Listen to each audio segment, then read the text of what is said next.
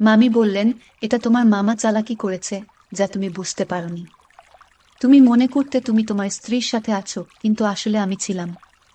তোমার মামা রাতের আধারে আমাকে তোমার রুমে পাঠাতো, আর তোমার স্ত্রীকে অন্য ঘরে নিয়ে যেতেন।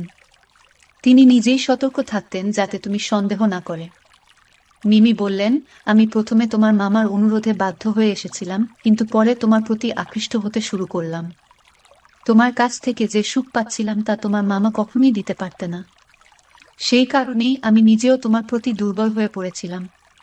তোমার মামা যখন এসব চালিয়ে যেতে লাগলেন, আমি নিজে উপভোগ করতে শুরু করলাম। আজকের গল্পটি খুবই মজাদার হতে চলেছে। আমি শিওর বলতে পারি গল্পটি শেষ পর্যন্ত শুনলে তোমাদের দাঁড়িয়ে যাবে। তাই তোমাদের দুটি পায়ে ধরি বলি, ভিডিওটা শুরু থেকে শেষ পর্যন্ত দেখো, তাহলে খুব মজা পাবে। আমি জহির, বয়স 22 বছর। আগে গ্রামে থাকতাম।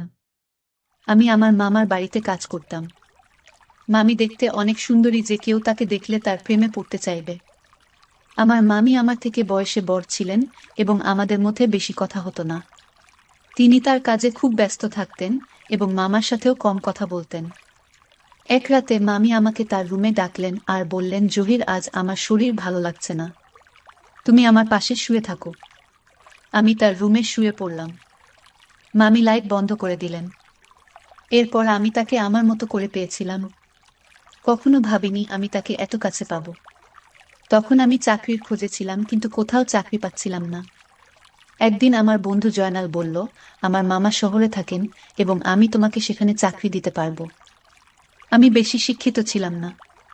জানি ভালো চাকরি আমার দ্বারা হবে না, কারণ আমি পঞ্চম শ্রেণী পর্যন্ত পড়াশোনা করেছি, তাই অল্প শিক্ষার কারণে ভালো চাকরি পাওয়া কঠিন ছিল।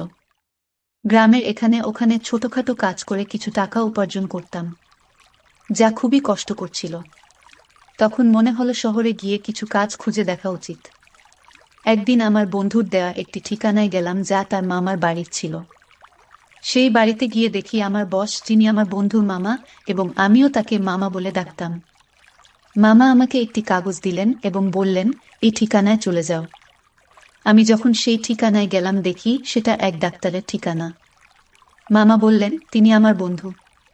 তিনি তোমার কিছু পরীক্ষা করবেন।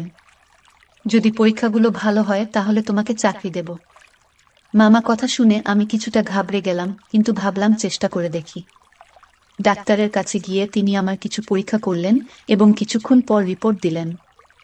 আমি বাসায় ফিরে মামা আমাকে রিপোর্ট দেখালাম। মামা হাসতে হাসতে বললেন, তুমি দেখতে বেশ সুন্দর, তোমার চেহারাও ঠিক আছে, তোমার কাজ নিশ্চিত হয়েছে। এত সহজে কাজ পেয়ে আমি অবাক হয়ে গেলাম এবং ভাবতে থাকলাম, কিভাবে এত সহজেই সুযোগ পেলাম। প্রতিবেদনটি ইংরেজিতে লেখা ছিল এবং পঞ্চম শ্রেণী পাস একজন ব্যক্তির পক্ষে এটি বোঝা সহজ ছিল না। যখন বাড়িতে এসে আমার স্ত্রীকে দেখালাম, আমার স্ত্রী বলল, তুমি অযথা চিন্তা করছো। এই ধনী লোকেরা আমাদের মতো গরিবদের পরীক্ষা করিয়ে নিশ্চিত হতে চায় যে আমরা কোনো বড় রোগে আক্রান্ত আছি কিনা। তারা মনে করে চাকরদের মাধ্যমে রোগ ছড়াতে পারে। তার কথা শুনে আমার মন অনেকটা হালকা হলো। আমি যে চাকরিটা চেয়েছিলাম সেটা পেয়েছি। সকালে কাজে যাওয়া শুরু করলাম, কিন্তু আমার চোখ প্রায় মামির দিকে আটকে যেত। তিনি ছিলেন অত্যন্ত সুন্দরী এবং মার্জিত মহিলা। তাকে প্রথম দেখার পর থেকেই আমি ভাবতাম, আমার স্ত্রী যদি এত সুন্দর হতো। আমি আমার মামার একজন সাধারণ চাকর ছিলাম। তার অর্থের কোনো অভাব ছিল না। তিনি আমাকে প্রতিদিন বাজারে নিয়ে যেতেন, কারণ তার কোনো সন্তান ছিল না। আমার মামা ও মামির মধ্যে কোনো ঝগড়া ছিল না। তারা খুব ভালোবাসার দিন কাটাতেন। আমি মামিকে মনে মনে ভালোবাসতে শুরু করলাম। তাকে নিয়ে ভাবতে লাগলাম। একদিন বাড়ির পুরনো চাকর এল। সে আমাকে অভিনন্দন জানিয়ে বলল, তুমি পরীক্ষায় পাশ হয়েছ, কিন্তু মনে রেখো এই বস যাকে তুমি মামা বলে ডাকো খুবই কঠোর। এই কথা শুনে আমি ঘাবড়ে গেলাম এবং ভাবতে লাগলাম, যদি আমাকে চাকরি থেকে বের করে দেয় তাহলে আমার কি হবে। সে চলে যাওয়ার পর আমি মামা মামিকে খুশি রাখার জন্য কাজে আরো মনোযোগী হলাম, কারণ এখন আমার চাকরিটা চলে গেলে এখন আর কোনোভাবেই চাকরি পাবো না। তাই আমি চাকরিটা মন থেকে করতে লাগলাম। মামা বেশিরভাগ সময় বাড়ির বাইরে থাকতেন। আমার মামি একদিন আমাকে তার রুমে ডেকে বললেন, তুমি খুবই অল্প বয়সী, পরিষ্কার পরিচ্ছন্নতার খেয়াল রাখো। আমি এমন একজন চাকর পছন্দ করি যে তার মনিবের মতো পোশাক পরে। এই বলে মামি আমার হাতে কিছু টাকা দিলেন আর বললেন, এই টাকা থেকে বেতন ছাড়া নিজের জন্য খরচ করো। আমি খুশি হয়ে গেলাম এবং এই বিষয়টি আমার স্ত্রীকে বললাম না, কারণ আমি আমার স্বামীকে খুব পছন্দ করতাম। আমি স্বপ্ন দেখতে শুরু করলাম যে মামির অভিব্যক্তি দেখে মনে হতো তিনি খুশি নন। তার কোনো সন্তান ছিল না, তাই মনে হতো মামা তাকে খুশি করতে পারছেন না। আমি মামিকে খুশি করতে চেয়েছিলাম। মামির দেওয়া টাকা নিয়ে পরের দিনই একটা মার্কেটে গিয়ে কিছু নতুন জামা কাপড় কিনলাম। আমাকে দেখে মামি বললেন, আজ তোকে খুব সুন্দর লাগছে, সব সময় এমনই থেকো। আমি লজ্জা পেয়ে চোখ নামিয়ে নিলাম।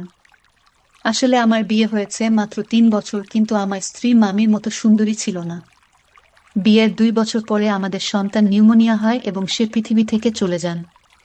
এরপর আমার স্ত্রী সারাক্ষণ দুঃখে কান্নাকাটি করত। কিন্তু আমি একজন পুরুষ এবং আমারও কিছু প্রয়োজন ছিল।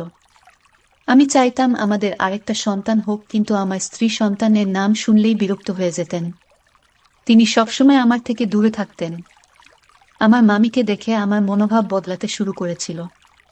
মামা মামি বিয়ে হয়েছে, 11 বছর হয়ে গেছে, কিন্তু তাদের কোনো সন্তান নেই। মামা সবসময় তার ব্যবসায় ব্যস্ত থাকতেন আর মামি ফ্যাশন ও পার্টি নিয়ে ব্যস্ত থাকতেন। আমার মামিকে দেখে মনে হতো তিনি আমাকে পছন্দ করতে শুরু করেছেন। আমি প্রায় সিনেমা এবং নাটকে প্রেমের কাহিনী দেখতাম এবং কল্পনা করতাম। মামি আমার কাছে এসে বলবেন, আমি তোমার প্রেমে পড়েছি। এক রাতে যখন আমি ঘুমাচ্ছিলাম মনে হলো আমার পাশে কেউ আছে। মামি ছিলেন খুবই সুন্দরী এবং তার দেহ আকর্ষণীয় ছিল। আমার স্ত্রী আমাদের সন্তান হারানোর দুঃখে নিজের শরীরকে অবহেলা করেছিল। কোনো যত্ন নিত না, তাই শুকিয়ে কাঠ হয়ে গেছে। আমার মতো একজন গরিব মানুষ যখন ভাবতাম মামি কি করে চাকরের মতো জীবন কাটাব, তখন মামিকে আমার স্ত্রী ভেবে সারা রাত উপভোগ করতাম। মামি আমার দিকে তাকিয়ে মৃদু হাসতেন। আমি আমার মামির সান্নিধ্য উপভোগ করতে শুরু করলাম। কাজ করার সময় মামি আমাকে ডেকে যে কোনো কাজ দিতেন, আর আমি তা সঠিকভাবে করে দিতাম যেন কোনো অভিযোগের সুযোগ না থাকে। মামি সবসময় আমার প্রশংসা করতেন আর আমি সততার সাথে আমার কাজ চালিয়ে যাচ্ছিলাম। একদিন মামির শরীর খারাপ হলে আমি তাকে হাসপাতালে নিয়ে যাই এবং মামাকে ফোন করে জানাই। এরপর মামা হাসিমুখে আমাদের সবার জন্য মিষ্টি আনলেন। এটা দেখে আমি খুব খুশি হয়েছিলাম, কিন্তু সেদিন থেকে মামির আচরণ বদলে গেল। তিনি আমার দিকে অদ্ভুতভাবে তাকাতে লাগলেন এবং বাইরে যাওয়া কমিয়ে দিলেন।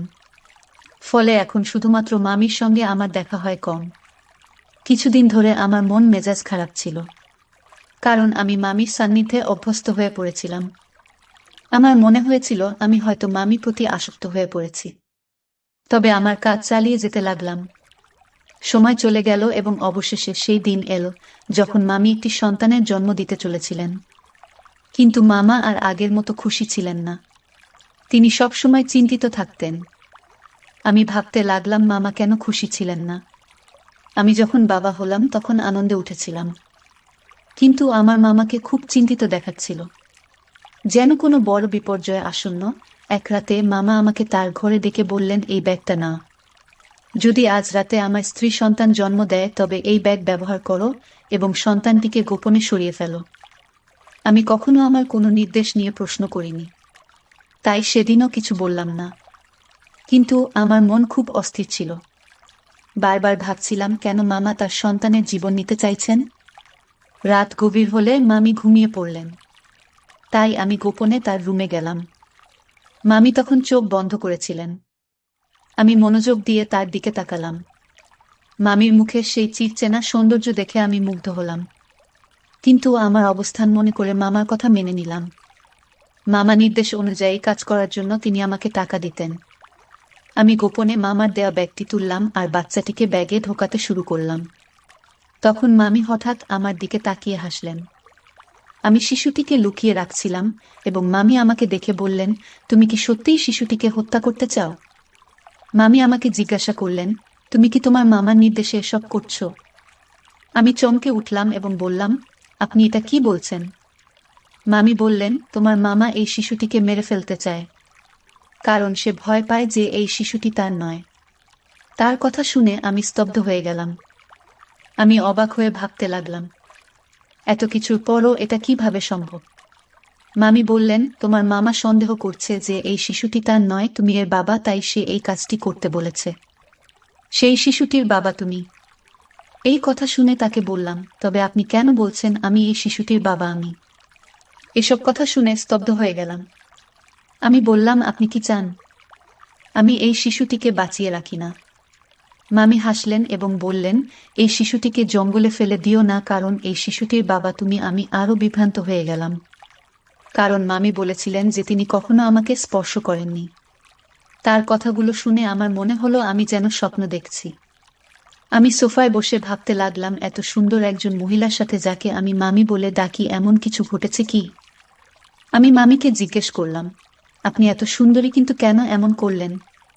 মামি বললেন, আমি খুব সুন্দরী, কিন্তু আমার পরিবার খুব গরিব ছিল, তাই আমি তোমার মামার সাথে দেখা করতে এসেছিলাম। তোমার মামা মতো ধনী হওয়ার ইচ্ছা ছিল, তাই আমি তাকে বিয়ে করি, আর সে আমাকে প্রস্তাব দেওয়ার সাথে সাথে আমি তৎক্ষণাৎ হ্যাঁ বলেছিলাম, কারণ আমি ধনী হতে চেয়েছিলাম। আমার বাবা মা ও তোমার মামার সাথে বিয়ে দিতে রাজি হয়েছিলেন, কিন্তু বিয়ের কিছুদিন পরেই জানতে পারলাম তোমার মামার সন্তান হওয়ার সামর্থ্য নেই।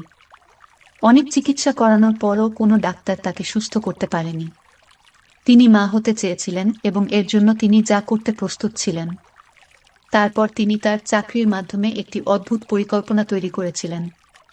তাই তিনি সবসময় চাকরদের নিয়োগের আগে পরীক্ষা করাতেন। তোমার মামা তোমার মাধ্যমে তার পরিকল্পনা সফল করতে চেয়েছিলেন। মামি বললেন, এই শিশুটি তোমারই সন্তান এবং তিনি চান না যে এটি প্রকাশ্যে আসুক। তিনি শুধু জানতে চেয়েছিলেন তিনি বাবা হতে সক্ষম কিনা। তাই আমাকে চাকরের সাথে ঘুমাতে বলেছিলেন। মামির এই কথা শুনে আমি আরও হতবাক হয়ে গেলাম এবং কিছু বলতে পারলাম না। তিনি বলতে লাগলেন, তোমার মামা আমার জন্য অনেক চাকর নিযুক্ত করেছিলেন, কিন্তু আমি যাকে ভালোবাসার যোগ্য মনে করতাম তাকে গ্রহণ করতাম। আমরা অনেক চাকর বদল করেছি, কিন্তু তোমাকে প্রথম উপযুক্ত মনে হয়েছিল। প্রথম দেখাতেই তোমার প্রতি আমার আকর্ষণ জন্মায়। আমি অবাক হয়ে বললাম, আপনি কখন আমার কাছে এসেছিলেন? মামি হাসলেন এবং বললেন, তোমার মামা এমন পরিকল্পনা করেছেন যে তুমি বুঝতে পারোনি। তুমি মনে করতে তুমি তোমার স্ত্রীর সাথে আছো, কিন্তু আসলে আমি ছিলাম। তোমার মামা রাতের আধারে আমাকে তোমার রুমে পাঠাতেন এবং তোমার স্ত্রীকে অন্য ঘরে অজ্ঞান করে রেখে দিতেন। তিনি নিজেই পাহারা দিতেন যাতে কেউ সন্দেহ না করে। আমি বললেন, আমি প্রথমে বাধ্য হয়ে এসেছিলাম, কিন্তু পরে তোমার প্রতি আকৃষ্ট হতে শুরু করলাম। তোমার কাছ থেকে যে সুখ পাচ্ছিলাম তা তোমার মামা কখনোই দিতে পারতেন না। সেই কারণেই আমি নিজেও তোমার প্রতি দুর্বল হয়ে পড়েছিলাম। তোমার মামা যখন এই পরিকল্পনা চালিয়ে যেতে লাগলেন, আমি নিজে উপভোগ করতে শুরু করলাম। তিনি আমাকে তোমার কাছে বারবার পাঠাতে থাকলেন। তিনি আরও বললেন, আমি গর্ভবতী হলাম এবং তোমার মামা আমাকে ভোরের অন্ধকারে ঘরে ফিরিয়ে আনতেন, যাতে কেউ কিছু বুঝতে না পারে। এভাবে তোমার মামা তার সন্তান হওয়ার আশা পূর্ণ করতে চেয়েছিলেন এবং আমি নিজেও অজান্তে সেই পরিকল্পনার অংশ হয়ে পড়েছিলাম। কিছুদিন পর সে তার পরিকল্পনায় সফল হয়েছিল। ডাক্তার আমাকে জানিয়েছিলেন যে আমি মা হতে চলেছি, যা তাকে অত্যন্ত খুশি করেছিল। আমি বিস্মিত হলাম যখন শুনলাম সে ডাক্তারের কাছে মিথ্যা বলেছে।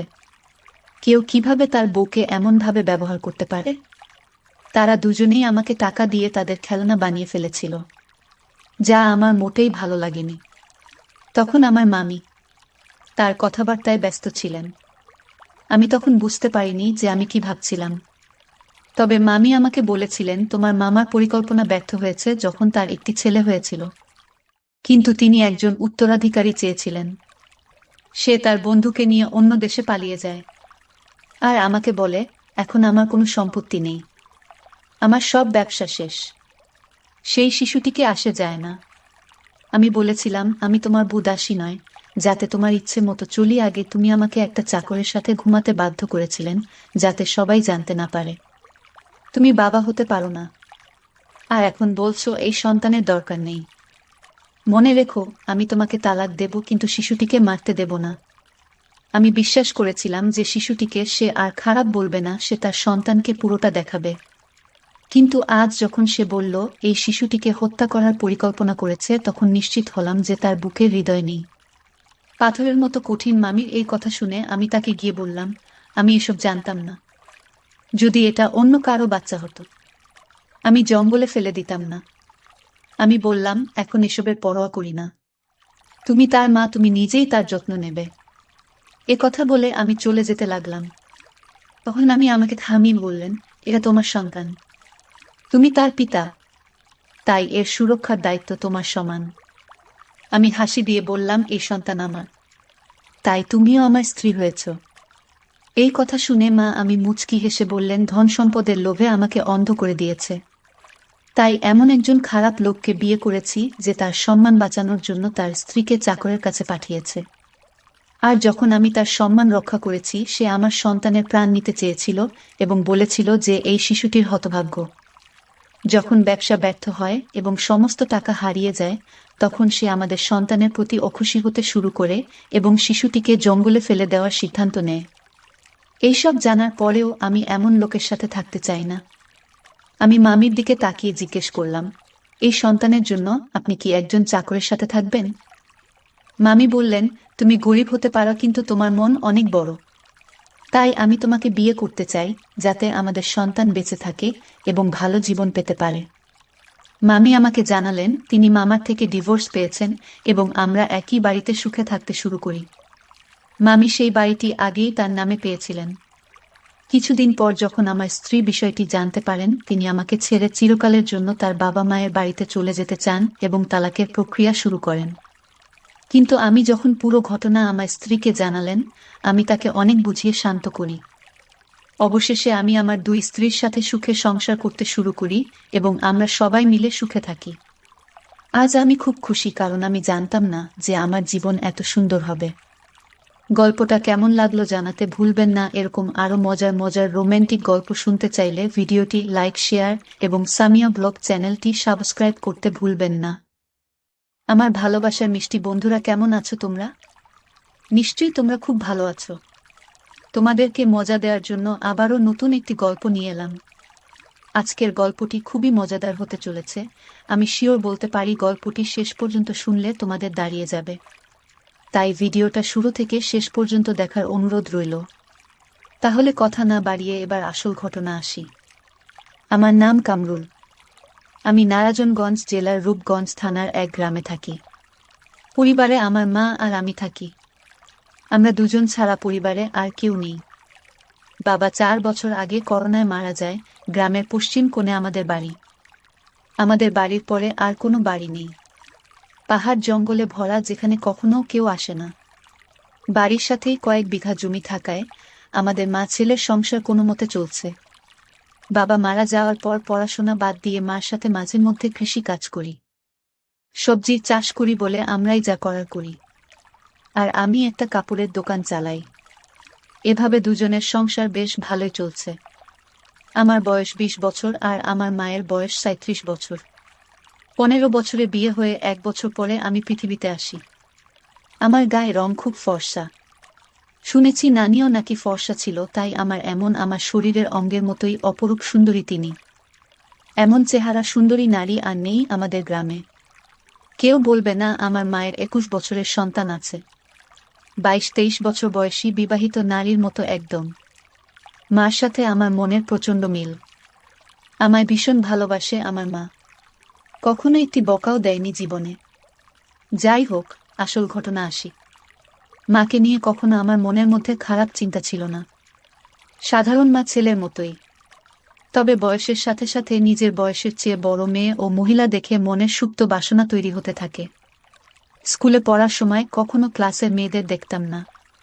ম্যাডাম বা আন্টিদের প্রতি নজর যেত সবসময়। আর এখন এটা আরও বেড়ে গেছে। 21 বছরে অনেকেই বিয়ে করে, কিন্তু আমার এখনো বিয়ে করা হয়নি। তার উপর কাপড় বিক্রি করি। দোকানে মহিলাদের পোশাকই বেশি। খুব কষ্টে তাদের সামনে নিজেকে সামলাই, আর তার উপর গ্রামের একমাত্র কাপড়ের দোকান আমার, তাই সবাই এখানে আসে কেনাকাটা করতে। গ্রামের এমন কোনো মহিলা বা মেয়ে নেই যাদের ওই কাপড়ের সাইজ আমি জানি না। ভাগ্য ভালো হলে প্রায় মাপ নিতে গিয়ে কৌশলে হাত বুলিয়ে মনের আশ মিটাই। এমন করে আরও বেশি খালা কাকিদের প্রতি আগ্রহ বাড়ছে। হঠাৎ করে যে একদিন আমার জীবনের মোড় ঘুরবে তা কখনো কল্পনাও করিনি। এক রাতে আমার স্বপ্ন দোষ হলো। মা ছেলে দুজন মানুষ, তাই এক ঘর দিয়ে চলছি আমরা। মার আমার বিপরীত পাশে একটা খাটে ঘুমায়। আমাদের মাঝে চাঁদরে বেড়া দেওয়া, উঠে বসে দেখি বিছানা একদম তলিয়ে গেছে ভিজে। লুঙ্গি শুকনো অংশ দিয়ে বিছানায় ভেজাটুকু কোনো মতে মুছে টয়লেটে গেলাম। টয়লেট শেষে ঘরে ঢুকতেই হঠাৎ চোখটা মার দিকে গেল, আর চোখ আটকে গেল সেদিকে। শাড়ি উপরে উঠে পায়ে কিছুটা বেরিয়ে আছে, কিন্তু এটুকু দেখে আমার চোখ আটকে গেল। নিজের অজান্তেই কেমন একটা ঘোরে হারিয়ে গেলাম। আমিও এগিয়ে মার কাছে গেলাম। মা গভীর ঘুমে আছে, নিঃশ্বাসের সাথে বুকটা ওঠানামা করছে, আর কেউ যেন আমার বুকে ঢাক পিটাচ্ছে। মন ভরে অধীর আগ্রহে মার সৌন্দর্য উপভোগ করছি। হঠাৎ মা আধমোলা ভাঙতে লাগলো ঘুমের মাঝে। আমি দ্রুত নিজের বিছানায় এসে শুয়ে পড়ি। সারা রাত শুধু মার কথা ভেবেই পার করলাম, একটুকু ঘুমাতে পারলাম না। অনেকক্ষণ পরে চোখ বুঝলাম।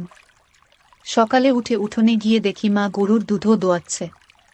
আগেও দেখেছি, কিন্তু আজ চোখে পড়ল মার পিঠ অনেকটা খোলা, মসৃণ ত্বকের পিঠ দেখে সিনেমার নায়িকারা সব ফেল। রাতে মার সামান্য সৌন্দর্য দেখেই আমি মার প্রতি নিষিদ্ধ আকৃষ্টতা অনুভব করতে লাগলাম। এটা খারাপ বা ভালো এমন কোনো চিন্তাই মাথায় আসছে না। মার পেছনে দাঁড়িয়ে দেখে যাচ্ছি, হঠাৎ মা পিছন ফিরলে চমকে গেলাম দুজনেই। হায় হায়, মা বুঝে ফেলল না তো? কিন্তু মা বলল, কি বাবা, ঘুম ভাঙছে তোমার? বলে রাখা ভালো, আমাকে সব সময় বাবা বলে ডাকে, আর তুমি করেই বলে। যাই হোক, আমার কথা মনে হলো না যে সে বুঝেছে আমি কি করছিলাম। যাও, মুখ ধুয়ে আসো, খাবার দিচ্ছি। মা, আজকে দুধ খাবো। এই দুধ খাওয়া, আমি মনে মনে অন্য কিছু বলতে লাগলাম। আমার ডাকে সম্মিত ফিরল। মা, এই দুধ। মাত্র দোহাইতাছি, গরম না করলে খাব কিভাবে? আমি এভাবেই খাবো, তুমি খাইয়ে দাও। আচ্ছা, আসো। এই নাও পাগল ছেলে। মা গ্লাসে করে দুধ ঢেলে এগিয়ে দিল। মা মুচকে গেছে আমার চুলায় দিয়ে বলল, এখন যাও, হাত মুখ ধু, খাইতে দেব। আমি হাত মুখ ধুয়ে খেতে আসলাম। এসেই বলি, আজ আমাকে খাবার দাও। আমি অবাক হয়ে বলল, আজ কি হয়েছে তোমার? আমি কেন? খাওয়াই দিতে পারবে না? না, আমি তা বলছি নাকি। তাহলে এমন জিজ্ঞেস করো কেন? আচ্ছা বাবা, রাগ করো না, আসো আমি খাইয়ে দেই। এমন সময় আমি বললাম, আচ্ছা মা, তুমি আমাকে ভালোবাসো? আমার এমন প্রশ্ন শুনে মা এক প্রকার ভয় পেয়ে বলল, কি হয়েছে তোমার? আজকে এমন কেন করছো? শরীর খারাপ নাকি? বলে আমায় কপালে গালে ছুঁয়ে দেখতে লাগলো জ্বর আছে কিনা। আমি বললাম, আরে মা, আমার কিছুই হয়নি। জিজ্ঞেস করতে মন চাইল। মা বলল, তুমি ছাড়া আমার জীবনে আর কেউ আছে নাকি? তোমাকে নিয়ে আমার সব, আমার প্রাণ তুমি। নিজের জীবন থেকেও তোমায় বেশি ভালোবাসি, কিন্তু হঠাৎ এসব কেন জানতে চাইছো? মা, তুমি আব্বা মারা যাওয়ার পর থেকে আর আগের মতো নেই, সাজনা, নতুন কিছু পড়ো না। আমার এসব ভালো লাগে না। মা নিরাশ হয়ে বলল, বাবারে, স্বামী মারা গেলে কোনো নারীর অস্তিত্ব থাকে না। তুমি আমার জীবনে আছো বলেই আমি বেঁচে আছি, নইলে কবেই মরে যেতাম। আমি বাবাকে ভীষণ ভালোবাসতে, তাই না? আম্মা সব স্ত্রী তার স্বামীকে ভালোবাসে, আমিও বাঁচতাম। আমি কিন্তু আমাকে বাসনা তার প্রমাণ দিয়ে দিলেন। আমার পছন্দ তুমি সেজেগুজে থাকো, কিন্তু তুমি তা করো না। আমায় ভালোবাসলে এমন করতে না। তুমি খুশি থাকো, তা চাই আমি। তুমি একটা বিয়ে করে আবার সুখের সংসার করো, তাহলে জীবনটা ভালো কাটবে। কেন এসব বললাম আমি নিজেও জানি না, মনে হলো আর বলে দিলাম। আমার কথা শেষ হতে না হতেই ঠাস করে একটা চড় পড়ল আমার গালে। আমি ব্যথার চেয়ে অবাক হয়েছি। আমার জ্ঞান হওয়ার পর কখনো আমাকে কেউ মারেনি। মার তো দূরে থাক, কখনো চোখ রাঙিয়ে কথা বলে না। কিন্তু আজ এতই রাগ হলো যে মার খেলাম। আমার চোখ লাল হয়ে আছে, কাঁদতে কাঁদতে বলল, নিজের বাবা মরে গেছে বলে মাকে অন্যের বিছানায় দিতে চাও? বোঝা হয়ে গেছি আমি, তাই না? আমাকে খাওয়াতে পড়াতে কষ্ট হচ্ছে। আমি চলে যাব, চিন্তা করো না, বলেই উঠে চলে গেল। মা নিজে বিছানায় শুয়ে কাঁদতে লাগলো।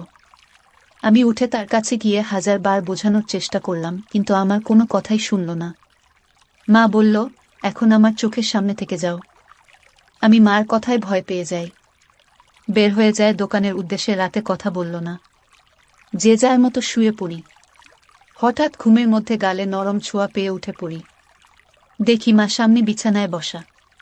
উঠে আমি সামনে বসতেই মা চোখ জ্বলে করে আমার গালে হাত বুলিয়ে বলল, ব্যথা করছে তাই না? আমাকে মাফ করে দাও মা, আর কখনো এমন বলবো না এসো। তুমি আমার কাছে মোটেও বোঝা না। আমি ভেবেছি হয়তো তোমার ভালো হবে, কিন্তু তুমি কষ্ট পাবে জানতাম না। আমায় মাফ করে দাও। মা সাথে সাথে আমায় বুকে টেনে নিল, বলল, বাবা রে, আমি তোমায় ভীষণ ভালোবাসি। তোমার ছেলে কারো সংসার এগিয়ে নিজের সুখ চাই না। তোমার বাবার পরে তুমি আমার একমাত্র সম্বল, আর কখনো এমন বলো না বাবা। আমি আর কখনো বলবো না মা। আমার উপর আর রাগ করে থেকো না। এবার মনের কষ্ট ভয় দূর হলে আমি মার সৌন্দর্যের উপর আবার আকৃষ্ট হলাম। পরদিন বিকেলে বাড়ি ফিরে আমি চমকে উঠলাম। আমার পরনে একটা সবুজ শাড়ি আর হলুদ ব্লাউজ পরা চমৎকার মানিয়েছে। আমায় দেখে মুচকি হেসে বলল, এখন ঠিক আছে তো? তুমি সত্যিই আমার জন্য নতুন শাড়ি পরেছ, নইলে কি অন্য কেউ আছে আমার? আমি খুশিতে মাকে জড়িয়ে ধরি। মাও সাড়া দিল, তুমি আমার জান, তোমার খুশিই আমার খুশি। তুমি নতুন নতুন সাজবে, তা আমার খুব ভালো লাগে। মা বলল, বুঝেছি, তোমাকে এখন সুন্দরী একটা মেয়ে দেখে বিয়ে দিতে হবে। আমি বললাম, মা আর কখনো বিয়ের কথা আনবে না। মা বলল, সে কি, বিয়ে কেন করবে না? আমি শুধু তোমায় নিয়ে থাকব। মা, আরে পাগল, আমি তো থাকবই। বিয়ে করতে তাতে সমস্যা কোথায়? আমি বললাম, আমার আর তোমার মাঝে অন্য কেউ আসতে পারবে না। আমি চাই না আমাদের মাঝে কেউ আসুক আর কখনো বিয়ের কথা বলবে না। তুমি ছাড়া আর কাউকে নিয়ে আমি সংসার করতে চাই না। আমার কথা মা ছেলের মমতা মনোভাব বুঝেছে, কিন্তু তা ছাপিয়েও যে আমি তার মন প্রাণ সব পাওয়াটা ভাবছি, তা তো সে জানে না। আচ্ছা বাবা, আর বলবো না। মা কিছুক্ষণ আমায় চেয়ে দেখল ও বলল, আচ্ছা যাই হোক, বললে না তো আমায় কেমন লাগছে? আমি বললাম, একদম পরীর মতো লাগছে তোমায়। মা লজ্জা পেয়ে বলল, দুষ্টু, খালি মজা করো, সত্যি বলছি আমি, বিশ্বাস করো। আচ্ছা আচ্ছা হয়েছে, এখন যা গোসল করে আয়। আমি পুকুরে গেলাম গোসল করতে। বাড়িতেই পুকুর আমাদের ঘরের পাশে। আমি গোসল করে গা মুছে সেই হালকা ভেজা গামছা পরে এসে মার সামনে দাঁড়িয়ে বললাম, ভিতর থেকে লুঙ্গি এনে দাও মা। হঠাৎ মার চোখ খেয়াল করলাম আমার গামছার দিকে। নিচে তাকিয়ে দেখি আমার ওটা স্পষ্ট আকারে বোঝা যাচ্ছে। তার মানে কি মা তাই দেখছিল? আমি মেলাতে পারলাম না। সেদিন রাতে হঠাৎ ঘুম ভাঙল একটা অদ্ভুত শব্দে। উঠে ভাবলাম, মার কাছে গিয়ে দেখি বিছানায় নেই মা, দরজা খোলা। হয়তো বাহিরে কোনো সমস্যা হয়েছে কি না ভেবেই তড়িঘড়ি করে বাহিরে গেলাম। মাকে ডাক দিলাম, কিন্তু সাড়া নেই। হঠাৎ একটা শব্দ এলো গোসলখানা থেকে। পুকুরে গোসল করে মা, তবে মাঝে মাঝে গোসলখানায় করে, তাই সেখানে এগিয়ে গেলাম দেখতে, শব্দ খুঁজতে। এগিয়ে যেতেই শব্দ বাড়ছে। হঠাৎ শব্দটা কেমন অদ্ভুত হল, বুঝতে পারছি না এমন শব্দ কিসের জন্য করছে মা। এগিয়ে গোসলখানা কাছাকাছি যেতেই পর্দার ফাঁকে যা দেখতে পেলাম তা মার প্রতি আমার ধারণাই পাল্টে গেল। গোসলখানার দরজা নেই, পর্দা লাগানো বলে সব দেখছি, কিন্তু মা জানি না। মা টিউবওয়েলের চোখা অংশের উপর বসে আজব কাজ করছে। শাড়ি পরা বলে তা দেখা যাচ্ছে না, কিন্তু বোঝা যাচ্ছে। কাজ সেরে মা টিউবওয়েল থেকে নেমে গেলে আমি চুপি পায়ে ঘরে শুয়ে পড়ি। চোখ বুজে হালকা খুলে দরজায় নজর রাখে ঘুমের ভান করে, আর লুঙ্গি তুলে রাখি যেন দেখা না গেলেও আমার কৌতূহল বাড়ে। আমার ঘরে ঢুকল, দরজা আটকে আমার বিছানার কাছে এসে দাঁড়াল। সে দাঁড়িয়ে থাকায় তার চোখে বাড়ি থেকে জানলার ফাঁক দিয়ে আসা চাঁদের আলো স্পষ্ট দৃষ্টি আমাকে গিলে খাচ্ছে। ঘুমের মাঝে আমি আধমোড়া ভাঙার ভান করলাম। তাতে মা তড়িঘড়ি করে চলে গেল নিজের বিছানায়। আমার মন খুশিতে নেচে উঠল মার আমার প্রতি এতই আকর্ষণ দেখে। কখন যে মার কথা ভাবতে ভাবতে ঘুমিয়ে গেলাম বলতেও পারি না। সকালে ঘুম ভাঙতে উঠে দেখি মা এখনো ঘুমিয়ে আছে, কিন্তু অবাক করা বিষয় দেখে মাঝখানে চাদরটা সরিয়ে রাখা। মাকে দেখে আমার চোখ আটকে গেল। আমি মাকে ডাকলাম, মা ওঠো, সকাল হয়ে গেছে তো। আজকে এত সকাল হয়ে গেল, এখনো উঠোনি যে? মা ঘুম থেকে চোখ মেলে উঠে বসল, কিন্তু সামান্য বিচলিত নয় আমায় দেখে যে তার কাপড় ঠিক নেই। স্বাভাবিক গতিতেই কাপড় ঠিক করে বিছানা থেকে নামল। মা, এত দেরিতে উঠলে, ক্লান্ত নাকি? পরিশ্রম করা হয়েছে খুব, তাই ক্লান্ত। এখন ভালো লাগছে। আমি মনে মনে বললাম, কি পরিশ্রম তা তো জানি। এই চাদর সরালো কে? আমি সরিয়েছি। ঘরে আমরা ছাড়া কেউ নেই, তো চাদর রেখে কি হবে? আর যে গরম পড়েছে, এভাবে চাদর থাকলে আলো বাতাস চলাফেরা করে না। মার যুক্তি শুনে মুচকি হাসলাম মনে মনে। বাবা, তোমার খিদে লেগেছে তাই না? তুমি হাত মুখ ধুয়ে আসো। না, আগে গোসল করব, তারপর খাবো বলেই আমি পুকুরে গেলাম। আজ গামছাও নিলাম না। গোসল করে ভেজা কাক হয়ে এলাম মার কাছে। আগের দিন তো হালকা ভেজা গামছা ছিল, তাই অতটা ভালো বোঝা যায়নি, কিন্তু আজ একদম ভিজে গায়ে সেটে আছে লুঙ্গি। মার দৃষ্টি আমার উপরে আর চোখে গিলে খাচ্ছে। জিভে যেন জল এসে গেছে, এমন করে তাকিয়ে আছে আমার দিকে। আমার বেশ ভালো লাগছে তা দেখে। আমার ভিতর থেকে গামছা লুঙ্গি এনে দিল। যতক্ষণ আমার মোছা শেষে লুঙ্গি না পরলাম সে লুকিয়ে দেখতে চলল। হঠাৎ মা বলল, তুমি একটু বসো, আমিও গোসল করে আসি। আজকে গরম লাগছে, এসে খাইয়ে দিব তোমায়। আমি ভাবলাম ভালোবাসা দেখাতে খাইয়ে দিবে, কিন্তু আরও কিছু অপেক্ষা করছে তা বুঝিনি। মা যে গোসল করতে না, শুধু শরীর ভেজাতে পুকুরে গিয়েছিল তা বুঝতে বাকি রইল না। 2 মিনিটে ফিরে এলো। আমরা ভেজা শরীরে আগেও দেখেছি এমন ভেজা শরীরে, কিন্তু আজ আমাকে দেখাতে যে আমরা ভেজা শরীরে এসেছে তা আমি জানি। হঠাৎই মা এগিয়ে এসে বলল, বাবু আমার হুকটা খুলে দাও তো, ব্লাউজটা আর চলবে না মনে হয়। আমিও সুযোগ পেয়ে বলে বসলাম, ছেলের কাপড়ের দোকান, আর তুমি কিনা পুরনো জিনিস নিয়ে পড়ে আছো। নতুন নিয়ে নাও, তাহলে তো হয়। দোকানে গিয়ে নিয়ে এসো পছন্দ করে যেটা ভালো লাগে। ছেলের দোকান, তাহলে গিয়ে আনতে হবে কেন? ছেলে আনতে পারে না, কষ্ট করে বাজারে দুর্গম করবে নাকি? আমি বললাম, আচ্ছা মা, সব পাঠিয়ে দেব, তুমি পছন্দ করে নিও। ইচ্ছে করেই বললাম, যেন আরও গভীরে যাওয়া যায়। মা বলল, পাঠাবে মানে? আমি ফেরিওয়ালা কাকির কাছে পাঠিয়ে দেব। মা বলল, বাহিরের মানুষের সামনে পছন্দ করতে পারবো না। আমি তো জানি না ওসব সাইজ টাইজ। তাছাড়া আমার সামনে এসো, সমস্যা হবে না। মাকে বলল, সমস্যা হবে? দোকানদার হয়েছে, খদ্দেরকে কাপড় দেখাবে। কি সব বলছো বলো তো? দোকানেও কি এমন করো? আচ্ছা মা, ভুল হয়েছে। আমি নিয়ে আসবো সবগুলো, তোমার পছন্দ মতো সাইজ বুঝে নিও। সব কেন আনবে? আমার সাইজের গুলোই আনবে শুধু। রং আমি বেছে নেব সাইজ 34, মনে থাকবে তো? আমি মার দিকে হা করে তাকিয়ে আছি। মা এতটাই আমার উপর ফিদা যে উঠে পড়ে লাজ লজ্জা সংকোচ ভুলে আমায় সব জানিয়ে দিচ্ছে। আমি প্রচণ্ড খুশি ও অবাকও হলাম। সারাদিন মার কথা ভেবেই দিন পার করলাম। দোকান বন্ধ করার সময় বেছে বেছে বড় গলাওয়ালা কয়েকটা নিলাম। দোকান থেকে বের হয়ে সোজা বাসায় পৌঁছে যাই। গিয়ে দেখি মা ক্ষেতের কাজ করছে। আমিও গেলাম সেখানে, কিন্তু গা মেখে গেছে ধুলো বালি ও কাদা দিয়ে। আজ কেমন অদ্ভুত লাগছে, এমন করে কাদা মাখামাখি হয় না কখনো। বাড়ির ভিতরে ঢুকতে ঢুকতে বললাম, তুমি তো কাদা দিয়ে মেখে গেছে, শাড়ি পুরো মেখে গেছে, কি করব বলো? এক সেট হয়ে তো কাজ করা যাবে না, তাই না? আমি অবাক হয়ে গেলাম আমার কথা শুনে।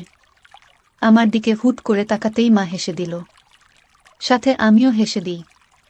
ধীরে ধীরে কেমন একটা ঘুলে মিলে যাচ্ছে দুজনে। সবজির ডালা রাখার পরে মা বলল, আমার জিনিস আনছো?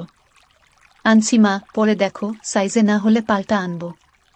মা বলল, সাইজ হবে, বিশ্বাস আছে তোমার উপর, বলেই মুচকি হেসে চলে গেল ঘরে। আমি বাইরে দাঁড়ানো। একটু পরেই মা ডাক দিল ভিতরে। যেতে যেতে ভাবলাম মজার কিছু হবে, কিন্তু মা হতাশ করল। মা হাতে একটা হলুদ শাড়ি আর গামছা। মা বলল, তুমি একটু বসো, আমি গোসল করে আসি। বলেই আমরা পুকুরে চলে গেল। কিছু না ভেবেই চলে গেলাম। একটু পরেই পুকুরের কাছে ঝোপঝাড়ে গিয়ে দাঁড়িয়ে উঁকি মারতেই চোখ কপালে উঠে গেল। আহ, কি সুন্দর লাগছে বলে বোঝানো যাবে না। হঠাৎ একটা পিঁপড়া কামড় দিলে আচমকাই মুখ থেকে উহু শব্দ বের হয়ে গেল, আর ঝোপঝাড় একটু নড়ে গেল। মা একটু চমকে গিয়ে এদিকে তাকালো, দেখতে লাগলো এদিকে। পরক্ষণেই আমায় অবাক করে দিয়ে মার মুখে একটা মুচকি হাসি দেখতে পেলাম। মাথায় ঢুকল না, মা কি আমায় দেখে ফেলেছে? হঠাৎ নিচে পায়ের দিকে তাকিয়ে দেখি আমার শরীর পুরোটাই মার দিক থেকে দেখা যাচ্ছে। আমি প্রচণ্ড লজ্জা পেলাম ধরা পড়ে, কিন্তু মা তো আমায় ধরা পড়তে দেননি দেখে খুব ভালো লাগলো। মা এবার দেখালো কারিশমা। আগে পানিতে একটা ডুব দিয়ে পানি থেকে উঠল। তখনই আমায় আকাশ থেকে ফেলে মা অকল্পনীয় কাজ করল। ডানায় উঠে দাঁড়িয়ে আগে আমার দিকে তাকিয়ে একটা অদ্ভুত মুচকি হাসি দিল। এই প্রথম আমার মার এই রূপ দেখে আমি হতবাক। আমি দ্রুত ঘরের সামনে চলে যাই ও দরজায় বসে থাকি। তখন মা এলো আবার অবাক করে। আমার সামনে এসে দাঁড়িয়ে মুচকি হেসে বলল, খিদে লেগেছে বাবা? আমি বললাম, হ্যাঁ মা। তোমার এত সময় লাগলো যে? তুমি জানো না বুঝি? আমি বোকার মতো তাকিয়ে আছি মার চোখে। দুজনেই একটু আগে বিষয়টা জানি, কিন্তু কেউ স্বীকার করে এগোতে পারছি না। সময় নিচ্ছি, কিন্তু মা এক ধাপ এগোনো হয়ে গেছে। আমার দিকে এক প্রকার এগিয়ে এসে বলল, কি দেখছো বাবু? আমিও লজ্জা সংকোচ কাটিয়ে বলি, তোমার জন্য এনেছি, ওগুলো পড়লে ভালো লাগবে। মার মুখে মারাত্মক একটা হাসি এনে বলল, কেন এগুলো ভালো লাগে না আমায়? ভালো লাগে, কিন্তু আমি যা এনেছি তা এর চেয়েও সুন্দর মানাবে তোমায়। বেশ নজর রাখছে দেখছি আমার উপর। মা আমায় সুযোগ দিচ্ছে। আমি তা ভেস্তে দিলাম না। বললাম, আমার খদ্দের তুমি, কোথায় কেমন লাগবে তা আমার দেখার দায়িত্ব। মা চোখ পাকিয়ে বলল, তাই তাহলে তো গ্রামের সব মেয়ে মহিলার দিকে দেখা হয়ে গেছে। আমি হকচকিয়ে গেলাম কথা সত্যি, কিন্তু বুঝলাম মার খানিকটা জ্বলন হচ্ছে। তাই আরেকটু জ্বালাতে বললাম, সবারই কি আর দেখব? যার জন্য সাধারণভাবে যা দেখা লাগে তাই দেখি। টাকা দেয় ভালো জিনিস দিতে, বুঝে শুনে ভালোটাই দিই। আমি ওকে সবার কাতারে পড়ি। আমাকেও কি টাকা দিতে হবে? আমি মুচকি হেসে বললাম, যদি খদ্দের হয়ে থাকো তাহলে দেবে টাকা। মার অধিকারে টাকা নেওয়া পাপ। তুমি কি হিসেবে চাও? ঢিল মেরেছে। এবার ঘুঘু ধরা নিজেই পড়তে চায়, তাই ঢিল নিজেই গায়ে লাগাচ্ছে। আমরা তা দেখা যাবে। তুমি বসো বলেই আমরা ভেজা শরীর নিয়ে ঘরে চলে একটা। কিন্তু দরজা খোলাই আছে, কখনো এমন করেনি। কিন্তু আজ করেছে। 2 মিনিট পরেই আমার হঠাৎ তাকে ভয় পেলাম। ভাবিনি এত তাড়াতাড়ি থাকবে, কারণ এত তাড়াতাড়ি কাপড় পরা হয় না।